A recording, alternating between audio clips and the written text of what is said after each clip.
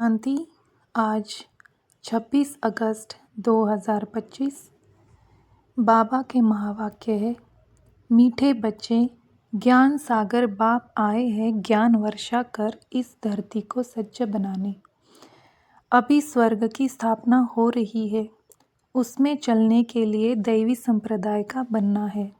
प्रश्न है, सर्वोत्तम कुल वाले बच्चों का मुख्य कर्तव्य क्या है? उत्तर, सदा ऊंची रूहानी सेवा करना, यहाँ बैठे व चलते फिरते खास भारत और आम सारे विश्व को पावन बनाना, श्रीमत पर बाप के मददगार बनना, यही सर्वोत्तम ब्राह्मणों का कर्तव्य है। गीत है जो पिया के साथ है। ओम शांति। मीठे मीठे रूहानी बच्चों प्रति रूहानी बाप समझा रहे हैं, जो रूहानी बाप के साथ है, क्योंकि बाप है ज्ञान का सागर। कौन सा बाप? शिव बाबा। ब्रह्मा बाबा को ज्ञान का सागर नहीं कहेंगे। शिव बाबा, जिसको ही परमपिता परमात्मा कहा जाता है, एक है लौकिक जिस्मानी पिता, दूसरा है पारलौकिक रूहानी पिता। वह शरीर का पिता, वह आत्माओं का पिता। यह बड़ी अच्छी रीति समझने की बातें हैं, और यह ज्ञान सुनाने वाला है ज्ञान सागर। जैसे भगवान सबका एक है, वैसे ज्ञान भी एक दे सकते हैं। बाकी जो शास्त्र गीता आदि पढ़ते हैं, भक्ति करते हैं, वह कोई ज्ञान नहीं, उनसे ज्ञान वर्षा नहीं होती है। इसलिए भारत बिल्कुल ही सूख गया है, कंगाल हो गया है। वह बरसात भी नहीं पड़ती है तो जमीन आदि सब सूख जाती है। वह है भक्ति मार्ग, उसको ज्ञान मार्ग नहीं कहेंगे। ज्ञान से स्वर्ग की स्थापना होती है, वहाँ हमेशा धरनी सज्ज रहती है, कभी सूखती नहीं। यह है ज्ञान की पढ़ाई। ईश्वर बाप ज्ञान देकर दैवी संप्रदाय का बनाते हैं। बाप ने समझाया है, मैं तुम सभी आत्माओं का बाप हूँ, परंतु मुझे और मेरे कर्तव्य को न जानने कारण ही मनुष्य इतने पतित दुखी निधन के बन गए हैं। आपस में लड़ते रहते हैं, घर में बाप नहीं होता है। बच्चे लड़ते हैं तो कहते हैं ना कि तुम्हारा बाप है या नहीं है। इस समय भी सारी दुनिया बाप को नहीं जानती। न जानने कारण इतनी दुर्गति हुई है। जानने से सद्गति होती है। सर्व का सद्गति दाता एक है, उनको बाबा कहा जाता है। उनका नाम शिव ही है, उनका नाम कभी बदल नहीं सकता। जब संन्यास करते हैं तो नाम बदलते हैं ना। शादी में भी कुमारी का नाम बदलते हैं। यह यहाँ भारत में ही रिवाज है, बाहर में ऐसा नहीं होता है। यह शिव बाबा सभी का माई बाप है। गाते भी है, तुम मात पिता, हम बालक तेरे। भारत में ही पुकारते हैं, तुम्हारी कृपा से सुख घनेरे। ऐसे नहीं कि भक्ति मार्ग में भगवान कृपा करते आए हैं, नहीं, भक्ति में सुख घनेरे होते ही नहीं। बच्चे जानते हैं स्वर्ग में बहुत सुख है, वह नई दुनिया है। यह पुरानी दुनिया में दुख ही होता है। जो जीते जी अच्छी रीति मरे हुए हैं, उनके नाम बदल सकते हैं, परंतु माया जीत लेती है तो ब्राह्मण से बदल शूद्र बन जाते हैं। इसलिए बाबा नाम नहीं रखते हैं। ब्राह्मणों की माला तो होती नहीं। तुम बच्चे सर्वोत्तम उच्च कुल वाले हो, ऊंच रूहानी सेवा करते हो। यहाँ बैठे व चलते फिरते तुम भारत की खास और विश्व की आम सेवा करते हो। विश्व को तुम पवित्र बनाते हो। तुम हो बाप के मददगार। बाप की श्रीमत पर तुम चल मदद करते हो। यह भारत ही पावन बनने का है। तुम कहेंगे, हम पर कल्प कल्प इस भारत को पवित्र बनाए, पवित्र भारत पर राज्य करते हैं।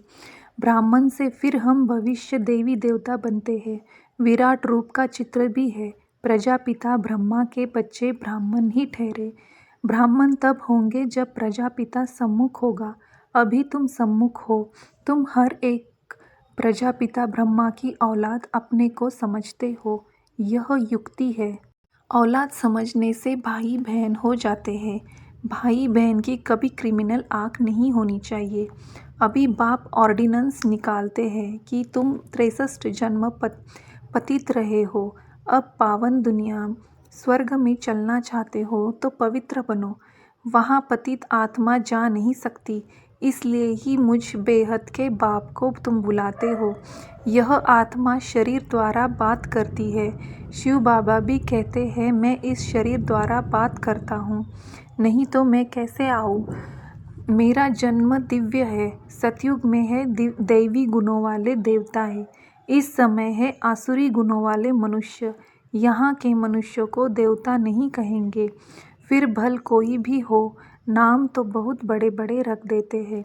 साधु अपने को श्री श्री कहते हैं और मनुष्य को श्री कहते हैं, क्योंकि खुद पवित्र है इसलिए श्री श्री कहते हैं। है तो मनुष्य, भल विकार में नहीं जाते, परंतु विकारी दुनिया में तो है ना। तुम भविष्य में निर्विकारी दैवी दुनिया में राज्य करेंगे। होंगे वहाँ भी मनुष्य, परंतु दैवी गुणों वाले होंगे। इस समय मनुष्य आसुरी गुणों वाले पतित है। गुरु नानक ने भी कहा है, मूत पलिती कपड़ धोए। गुरु नानक भी बाप की महिमा करते हैं। अब बाप आए हैं स्थापना और विनाश करने, और जो भी धर्म स्थापक है वह सिर्फ धर्म स्थापन करते हैं और धर्मों का विनाश नहीं करते हैं। उन्हों की तो वृद्धि होती रहती है। अभी बाप वृद्धि को बंद करते हैं, एक धर्म की स्थापना और अनेक धर्मों का विनाश करा देते हैं। ड्रामा अनुसार यह होना ही है। बाप कहते हैं मैं आदि सनातन देवी देवता धर्म की स्थापना कराता हूँ, जिसके लिए तुमको पढ़ा रहा हूँ। सतयुग में अनेक धर्म होते ही नहीं। ड्रामा में इन सब के वापस जाने की नूंद है। इस विनाश को कोई टाल नहीं सकते। विश्व में शांति तब होती है जब विनाश होता है। इस लड़ाई द्वारा ही स्वर्ग के गेट खुलते हैं। यह भी तुम लिख सकते हो कि यह भारी लड़ाई कल्प पहले भी लगी थी। तुम प्रदर्शनी का उद्घाटन कराते हो तो यह लिखो, बाप परमधाम से आए हैं हेवन का उद्घाटन करने। बाप कहते हैं मैं हेवनली गॉड फादर हेवन का उद्घाटन करने आया हूँ। बच्चों की ही मदद लेता हूँ स्वर्गवासी बनाने के लिए। इतनी सब आत्माओं को पावन नहीं तो कौन बनाए। ढेर आत्माएं हैं घर घर में, तुम यह समझा सकते हो। भारतवासी तुम सतोप्रधान थे, फिर 84 जन्मों बाद तमोप्रधान बने हो। अब फिर सतोप्रधान बनो। मन मना भव, ऐसे मत कहो कि हम शास्त्रों को नहीं मानते हैं।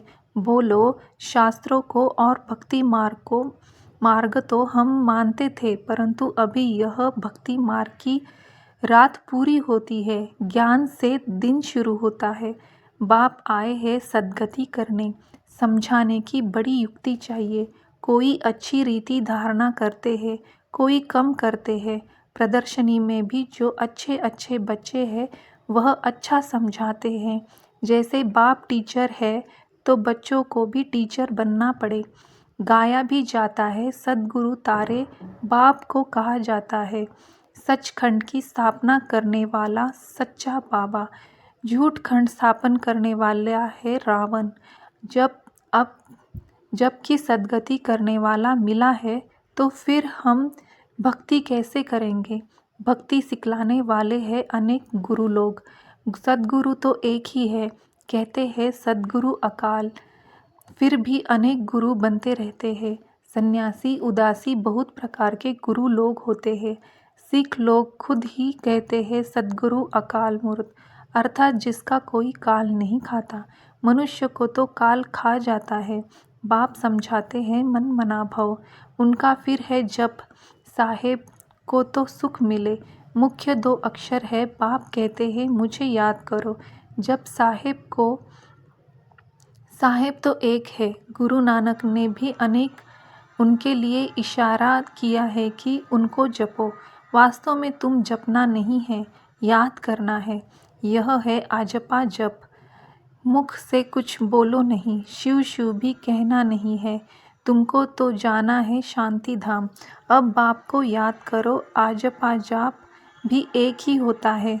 जो बाप सिखलाते हैं वह कितने घंटे बजाते, आवाज़ करते, महिमा करते, कहते हैं अच्युतम केशवम, लेकिन एक भी अक्षर को समझते नहीं। सुख देने वाला तो एक ही बाप है, व्यास भी उनको ही कहेंगे। उनमें नॉलेज है जो देते हैं, सुख भी वही देते हैं। तुम बच्चे समझते हो अब हमारी चढ़ती कला होती है। सीढ़ी में कलाओं को भी दिखाया है। इस समय कोई कला नहीं है।